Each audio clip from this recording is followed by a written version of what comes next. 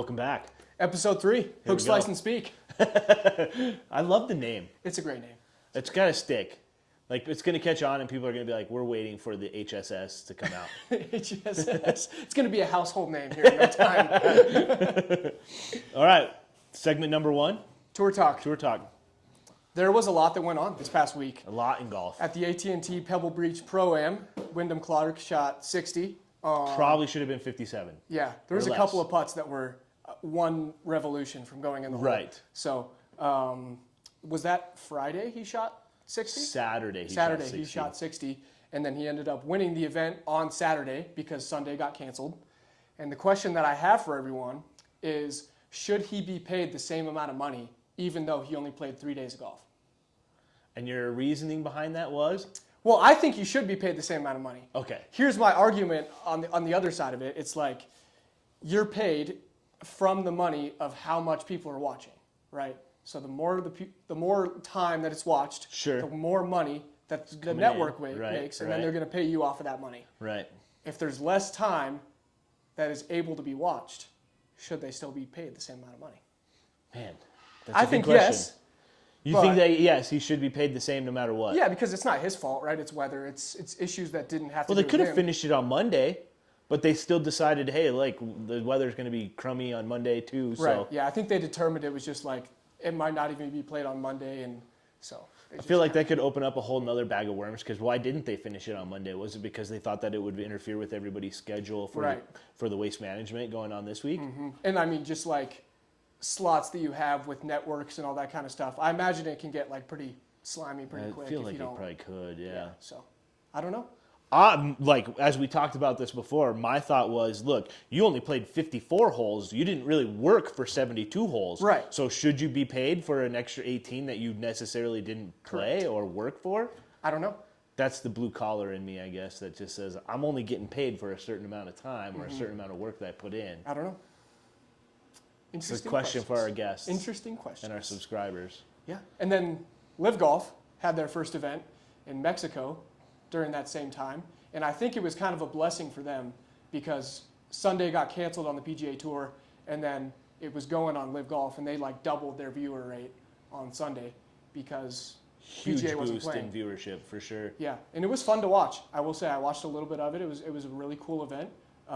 There's a lot of guys close to the lead at one point too, right? Like it was close. Drama-filled golf, and it was all good players too. That was the thing. Like, well, not good players, but players that we know. Yeah, it wasn't like, some of the other guys that you don't know on their tour. Rom was up there. Joaquin Neiman shot. Sergio 60. Garcia was in there at one point, right? So it was a shootout of guys that we knew, and correct, which was good. Yeah, it was fun to watch. I actually thoroughly enjoyed watching LIV Golf for the first time, which was great.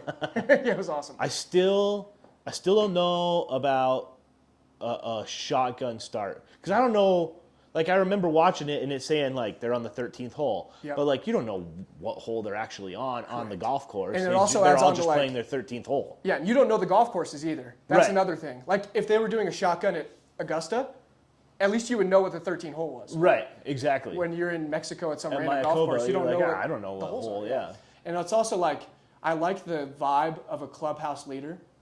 Right, like someone's 20 under, and there's a guy behind him that's 19, and he's got to catch him. He's got to get him, right. And LIV Golf, that doesn't really happen because with a shotgun start, everyone's finishing at the same time. But it also takes away the thought process if you're in that final group, like, hey, I got to shoot 64 to be able to even get to this point. Like, you can just go out there on the last day of the round, and your final 18 holes, and be like, I'll just play as good as I can, and I don't have to worry about posting a score and see what it does. And it takes pressure off of you too. Yeah. Because like you don't have to think like, oh, I need to shoot this number, because you don't know, you have no idea.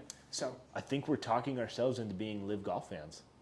No, I'm saying I don't like that. Oh. I like the fact that the pressure is on the people and they have to shoot a certain score to win. Okay. Yeah.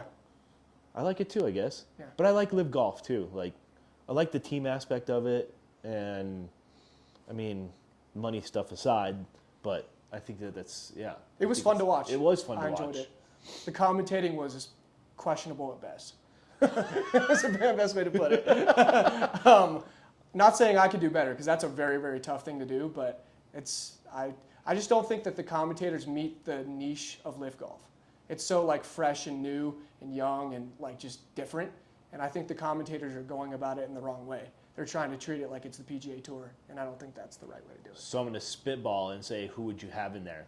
I have no idea. You can't think of anybody off the top of your head? I don't know Hunter? commentators to start with, but yeah, I have no idea who could do it better, but I just thought the commentating didn't really add anything to the event. I would agree. I would have rather watched it muted, I guess is a good way to put it. I did hear that too about the music in the background. Yeah, it was they're weird. trying to have that kind of cool vibe, and like sometimes it works and sometimes it doesn't. Yeah. So yeah.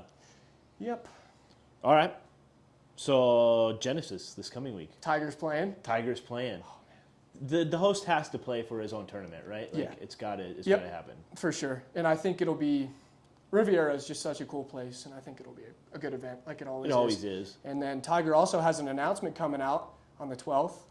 That you already have speculation on? My guess is he's dropping his own apparel line, would be my guess, because he still has the rights to the TW logo. Right. And so I think he'll just come out with his own brand, and that'll be the end of it. I mean, I feel like that's probably definitely the case. Yeah. Especially because like the 12th is coming up, and that's before the Genesis tees off. So people are going to be watching him closely to be like, what's he wearing? You know, is he wearing Nike? Obviously, he's not going to be, but he'll be in his own clothing, I'm sure. Mm-hmm. It'll be interesting to see, for sure. Does Tiger make the cut? No. No? I don't think so. Not even a chance? I don't think so. I don't. I mean, listen, he's a great golfer, or he was, but I just don't think that he has that in him anymore. And if he does, hater. All power to him. I mean, what a hater, Hunter. I'm not trying to hate on him. I'm just saying, like, I'm being a realist. All right. Fair enough. Okay. Now, I mean, we hit everything in tour talk. Yeah. Shall we head to the Broadlands update? Broadlands update. Okay. The Broadlands. There is snow on the ground right now. I know. Which it is kind unfortunate. of derailed our play a whole series with us, but we'll pick that up at another time. You can go top it on your second shot anytime you want. The tops will be plentiful this summer. But yeah, we wanted to talk about some events that are coming up here at the golf course. For sure. On May 9th, we're going to have a U.S. Open qualifier out here, like we had last year. It was actually the exact same date, too. That's weird. Interesting. But yeah, I'm excited for that. It's always a cool event to see, and to be a part of it last year was awson. Then you got to play in it last year. I got to play in it last year. I'm sure you're planning on doing the same thing this year. I don't know. I don't want to say what I shot, but I was embarrassed last time. So we'll see what happens. I don't know. We'll see what happens, yeah. But then May 20th and 21st, we're going to have the Colorado Girls 5A State Championships out here, which is a 2-day event. It's a Monday, Tuesday. Some good golf. Yeah. I think how it works out, the smaller high schools actually have some better golfers in them, but 5A, regardless of, you know, the skill of golfer, is going to be a lot of good players. And right. Yeah, it'll be fun to see. Like, how many girls do you anticipate playing in that? Oh man, I think there's around 100 usually in the state championship. That's going to be awesome. Yeah. It's a 6-hour round of golf for everyone. That's all right. Yeah. And then July 8th, just after 4th of July weekend, we're going to have the Korn Ferry Tour qualifier out here. It's a Monday qualifier for the event that's up at TPC Colorado, which is like the Ascendant presented by Blue or something. I don't know what it's called. That starts on Thursday, I'm guessing, of that week? Yeah, so that would be what, like the 13th or something? Something like that, right? Yeah. That's my birthday. I think that will be the best skilled golfer that we will have out here. You think so? Yeah, I do. That Monday. All the Korn Ferry guys? Because they're all in form, and they're all like in the peak of their season, and they're all trying to qualify and make the event. That's the middle of summer, yeah. So they're all going to be dialed in as to, you know, how they want their game to be. So yeah, I think that's going to be fun to watch. It'll be a cool one. I'm excited for That'll be fun to just kind of walk around and follow a few guys and Broadlands update from maintenance. There's a lot going on this summer for us in the maintenance department, but most recently we got 2 new fairway mowers, 2 new Toro 5410 fairway mowers, which we'll get a video in there, unloaded it. Are you pretty excited about it? They're awesome. They like, there's some cool updates to them. There's no throttle control, so the throttle control is all through your hydrostat on your pedal. So like when you push forward, it revs up and goes. Bryce, I have no idea what you're talking about. Yeah, that's all right. That's all right. So you know, as you hit the pedal, it revs up, your RPMs come up, and then as you let off the pedal, then it slows down.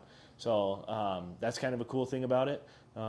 Is that different from other mowers? So like any other mower, there's actually a throttle lever or a button that you push that you can raise your RPMs up or down with. So like a riding mower. I'm trying to think of one of those, you know? Yeah. Exactly, yeah. So that's kind of, that's the first time I've ever gotten brand new equipment. Like We looked, and they have 0.8 and 0.9 hours, so there's less than 1 hour of runtime on each of them. Sweet. So they're fresh from the factory right to the Broadlands. Cool. So we get to bust them out. We were really hoping to bust them out, but the snow is on the ground and can't really mow snow. So. Did they look much different than our other fairway mowers? No. They're still red. They're still Toro. They still have the same body style. It's basically the same engine. So just a little updated equipment for us. So cool. Yeah. I'm excited to see what you guys do. We also have 2 new greens mowers coming probably next month sometime. So we'll have those out there. We'll get some video of that as well. Making moves here at the Broadlands. That's right, baby. Love it. All right. Any other updates for the Broadlands? Not that I can think of. Yeah, no, I got nothing. I think we're going to be closed for a little while with the snow on the ground. For sure. Unfortunately. Yeah. And there's more coming. Right. So, yeah, we'll see. We'll keep everybody updated as the time goes, I guess. Cool. Shall we head to swing stories stories and analyze a certain someone's swing? Sounds good. All right. We're back. Swing stories. Swing stories, episode number 2 of these. We are going to analyze a certain someone's swing today. They are a 10 handicap, just for some background. Yeah, some background here. So this is his driver swing. Let me pull up his iron swing. Let me do that. First thing I noticed was all that crappy white stuff on the ground. There's a lot of snow. We had to shovel out a little patch for him. Yeah. So looking at his golf swing, the thing that he does great is take it away. He leaves a lot of clearance in his arms. But then where he messes up is right there when he starts the downswing. I mean, right over the shoulder, the classic over-the-top move. We saw that last week. And that ball is going left.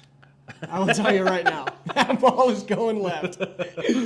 So yeah, looking at face on, the main thing that I look for is weight transfer, and he does this great. Yeah, we get that weight transfer getting onto your left side, yeah, right? He does that great. And he starts with the club a little bit in front of the ball, which is great too. He gets great compression, and then boom, right through. One of the things that I was always told, that I've noticed about this swing, that I was always told, is keeping your head behind the ball. Yeah. Which, like, you can see that this guy does that really well. Does it great. On that side view. And then if you go to behind the line here, the one kind of adjustment that I would make is right there, I would tell him to bring his right shoulder in. So right there, I'd want him to come down a little bit. Oh, okay. Instead, so you can see him kind of go over his shoulder here. Right. You want him to get further behind his shoulder blade a little bit? Yep. Is that what you're saying? Mm-hmm. I got you, Hunter. So you see how his divots are all pointing left? Yep. If you were to classic over the top move. Yeah. If you were to bring your elbow in like that, the divots would start going straighter, and he'd start hitting it straighter too. But yeah, let's look at the driver. Here we go. So yeah, looking at the driver swing, let's go full motion here. Kind of the same motion. Same thing. So it looks more, what's the word I'm looking for? Exaggerated. Mm-hmm. The over-the-top move looks a lot more exaggerated in this. With the driver? With the driver. Yeah, the longer the club, the easier it is to kind of toss it over you a little bit. But his takeaway is tour level. I mean, that's exactly what you want to see. Tour level. Tour level. Oh my gosh, this is going to go to his head. Oh my gosh, I can't believe you said that. I can't believe I said that either. And now when he comes over the top here, that's when... Not tour level. Not tour level. Yeah, but it looks good. That's the one adjustment I'd make. Get him. Because he makes great contact, right? Right. So there's nothing wrong there. It's just the ball flight and the spin. But that's all right. Yeah, looks good. I think we should reveal who we're going to introduce him now. Yeah, let's introduce him. So now coming in, the GM. The GM of our golf course. And the Director of Agronomy for all of Landscapes Golf That's Management. Right. Mr. Chris Lewis. Chris Lewis. Welcome, Mr. Lewis. Do you want to fight back on your swing a little bit? I do. You're both fired for that. Okay. Hey, why am I fired? I didn't break it down as hard as Hunter You said did. it wasn't tour level. You did. That's true. Well, no, I've come over the top my entire life. It's nowhere near as exaggerated as maybe it used to be. I don't know, man. But it's pretty pure. I'll take it. You do hit the middle. I will say that. He finds good contact with the ball. Every time. And the interesting thing about your swing, especially with driver, is the harder you swing, the straighter it goes. I know. And I'm scared to swing hard. There's a lot of stuff that can go wrong there. Oh, man. But yeah, thanks for the analysis. That's all I've Appreciate got for your swing. Easy enough. What a great golf swing. And there was no we shoveled the spot. Yeah. Even when I said that, I was like, oh, we didn't do that. And I need to get my practice in because I come over the top too much. But my takeaway apparently is tour level. So I would call your I can't takeaway believe- tour level. I can't believe you said that.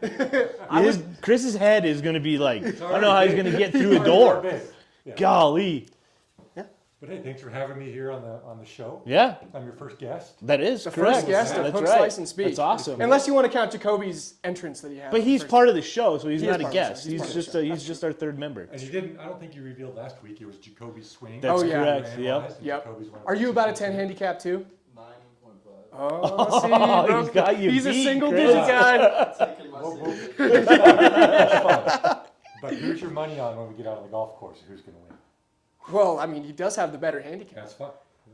I guarantee. I guarantee. Between the knows two it of too. you, I think we need to see a Chris and Jacoby match. oh, that needs That's to what be we part need of to our see. Hook, Slice, and Speak 100%. series. 100%. As long as I get a couple shots of fireball in the first tee. You'll be good to go. That's awesome. I look forward to being there for that. Yeah, that'll be a good one. Yeah. I'd like to spectate during Yeah. that match. Because remember, I'm a little bit of a trash talker, so Oh my gosh. I can pull a few things out that might make a shot or two go a little squirrely. It'll be our introduction into commentating, so then we can go do it for Live Golf. Oh man, I don't want that job. I do not want that job. Okay, so we want to keep Chris here for our professional organization spotlight series, right? GCSAA versus PGA. Right. Chris has been a member of the GCSAA for a lot longer than I've been a member of the GCSAA. So I've been a member for longer than you've been alive. Oh, no. Makes me feel really old. But I've also been here on property for longer than you've been alive too. What year did you start here at Broadlands? So I started here in March of 2001. Okay. So that makes it, what, 23 years? Oh man. So it is a very long time. But I've done just about everything here at the golf course. right. Started down here in our lovely maintenance facility. I had this guy's job for 13 or 14 of those years, and have been general manager for about 7 years. Wow. But Dang, it's been a quick 7 years as GM, it's been quick. That's been quick, awesome. It's been fun. It's been great. right? But then I also do my bigger job is I'm the director of agronomy for Landscapes Golf Management. Landscapes Golf is the company that oversees our property, Right. and as director of agronomy, I help all of our superintendents across the country maintain their golf courses. So I'm basically a consultant for all of our properties, and that's about 50 maintenance properties that I help oversee. Jeez. Do you ever sleep, Chris? Yeah. I don't think I do. My phone is constantly vibrating. It's already shaken a couple of times sitting here. But no, I'm very busy, but I like to be busy. And my true passion is growing grass and teaching these guys and helping these guys with what they do. So, and I couldn't be happier to have Brice here at the Broadlands. I've known Brice for a while. Yeah. 7 years. 7 or 8 at 7 least, or 8 yeah. years. And it's great that he could finally come home to his home golf course, and looking forward to the cool things he's going to do here at the golf course and all the prep he's going to do for these For sure. big For our tournaments. big that tournaments, Marcus will- yeah. Yeah. It's going to be awesome.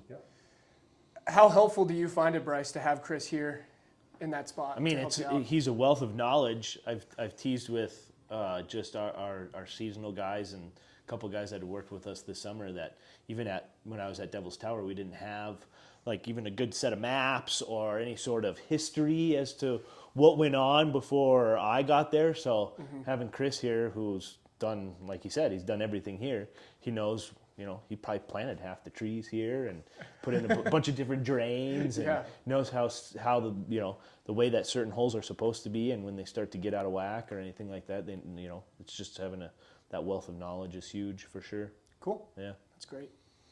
So tell us about your experience with GCSAA more, Chris. You've Yeah. been a member with it for Just as 20 long some as I've odd been years, here, right? yeah. Right. It started back when I was in college at Colorado State, but to touch on what you guys talked about last week in episode 2, the association, it's got a lot of similarities to the PGA. I'm a certified golf course superintendent, Right. and what that is it's the highest level of certification you can get inside the association. For sure. Very similar to a Class A PGA professional, just meaning I did a lot of extra classes and seminars and extra learning to get to that designation. And it's my involvement with the GCA has varied over the years. Yeah. And we try to do different things with the association. They have I think roughly 19,000 members. I think I read that. Yep. Which is pretty impressive. That's great. That's awesome. Yeah, really cool. We've done things here at the golf course from their first green program, Right. Of introducing golf and golf maintenance to elementary and middle school kids. I've sat on a few different boards and I've helped other superintendents become certified. Whenever they need help, I'm there to help them out. Yeah. You just like to give back, Chris. I do. He's just a nice guy. All my free time, I give back. Yeah. All your free time, yeah. Yeah. So I guess on the realm of careers, like how important is it to have that certification to become a superintendent? Every superintendent's probably going to have a different answer to that. Okay. I think you'd say the same with golf professionals too. Correct. I think, to me, it was just more of a personal goal. Yeah. And it does help on the resume if you were if I was interviewing a superintendent and it came down to between two individuals and one was certified and one wasn't, me personally, I might lean more towards that certified person because it shows they put a little more effort and a little more care into their careers. Furthering themselves, yeah. But again, most of our, if not all of our superintendents inside Landscapes Golf right now are not certified. Right. Interesting. Which shows that you can make yourself right up to the top without the certification. Yeah. Very similar to a Class A, where you don't have to be a Class A. You don't, not at all. I mean, look at me. I'm a general manager of golf course, and I come way over the top on my golf swing. But you're tour level on the take back still. You're good. I'm never going to hear that down, man. No. Well, like you had said, to become a superintendent. Yeah. Like I don't think you need. I mean, it's pretty near impossible to get certification without already being a superintendent. So I don't think that it's important to have it to get to be a superintendent. But like you said, once you get there, then furthering yourself and putting in that extra effort, it's almost like you said, a personal goal for people. I'm a Class A member, which is like one step below that. So I got a little bit of work to do to catch the certification. But what kind of work does that entail, going from the Class A so to being they certified? changed a lot of it, right, Chris? Yes, and you did it the old school way, and now I would have to do it kind of the new school way. But No offense to the new school guys, I did it the hard way. It made it a little easier, but no, they adjusted it. They made it better for where the industry is right now and in developing our superintendents. right, But it's a lot of coursework. It's a lot of just different classes and things you have to do and education levels. Yeah. And then the course has to be a test or graded by another certified superintendent. The course that you currently work at? Correct. Oh, that's interesting. So I've done that for a few superintendents in the area just in the last couple of years to get them up over that level, to get them certified. Cool. I don't know if they would let me attest this golf course if Brice Right. becomes certified. right. I'd be pretty strict on him. We'd have to make sure. Double check. Well, you I got think it you want tested at somebody this else. golf course too, so you would already know all the answers though. So Correct. right, Yeah, but the association has also developed a few assistant certification programs yeah, to try to grow that end, and also equipment manager. There's more certifications for assistants and mechanics inside our association as well. But a lot of similarities between, I believe, the GCSAA and the PGA. I agree. Just your career growth and your career development. yeah. And And their overall goals too, right? Of what GCSAA and PGA want to do, and like Right. we talked about, It's all growing the about game of golf. growing the game and getting people to be more experienced in their Right. realms, right? Right. I think one of the things that I heard from some friends, like last time we said GCSAA versus PGA, like there's this kind of ongoing battle when that is not the case It's whatsoever. the complete opposite, It was, I would yeah, say. it was really bad wording on our end. They're two entities in golf that are working towards the benefit of everybody For involved sure. in the game of golf. So versus was a really bad word. We just wanted to know, we just wanted our subscribers to know what the difference is between the two. For sure. And honestly, like, other than the content itself, it seems like the difference is there's not a lot of them. It's pretty Right. similar to Right. be kind of the same idea. Yeah. So. Yeah. Anything else to add there, Mr. Lewis? No, I think that's it. Thanks for coming on our show. Happy to be here. I'm happy to be the first guest. Oh man. We'll have you on again. But I'm going to go work on my tour take back. Okay. No, you don't need to work on that part. Well, it's the coming over the top part. All right. No, we're always going to come over the top. Always. You're not fixing You don't that. even want to fix it? No, you're not fixing that. My game's pretty good as it is. You said you want to get to single digits, Chris. That's how you do it. 10.1.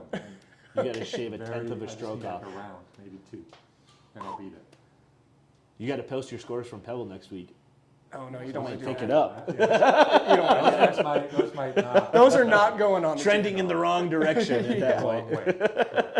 All right, thanks guys, appreciate it. Yeah. Thank you, I Chris. think we're gonna sign off now. Sign off. So Fix your ball marks. fix your dang ball marks. Line. Fix your dang ball mark.